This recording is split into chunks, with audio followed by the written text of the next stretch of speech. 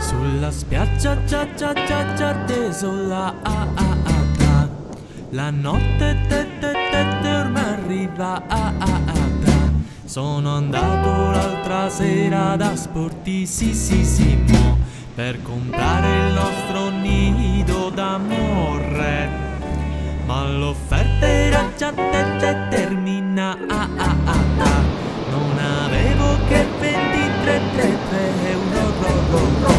Me ne ha dato allora una Gabriellone che mi ha detto starci attento per favore.